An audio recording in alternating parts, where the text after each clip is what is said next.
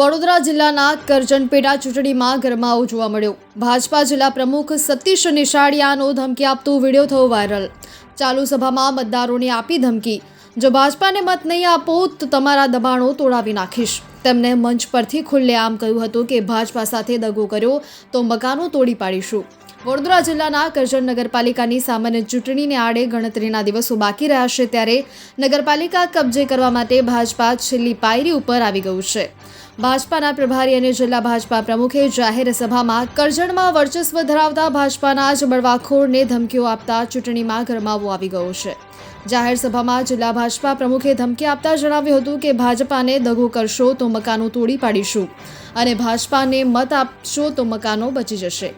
આમ ખુલ્લા મંચ પરથી ધમકી આપતા જાહેર સભા ચર્ચાનો વિષય બની છે। કરજણ નગરના વોર્ડ નંબર 7માં ભાજપા દ્વારા ચૂંટણી પ્રચાર સભા યોજવામાં આવી હતી।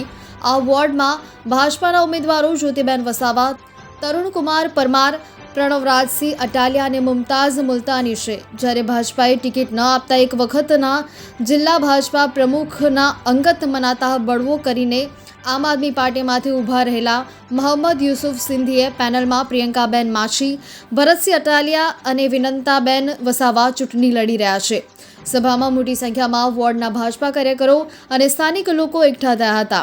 જોકે સભામાં સ્થાનિક મતદારો કરતાં વડોદરાથી લવાયેલા કાર્યકરો વધુ હોવાનું ચર્ચાયું છે। કરજણ નગરપાલિકાની ચૂંટણીઓમાં પ્રકારની ધમકીથી રાજકારણ ગરમાયું છે।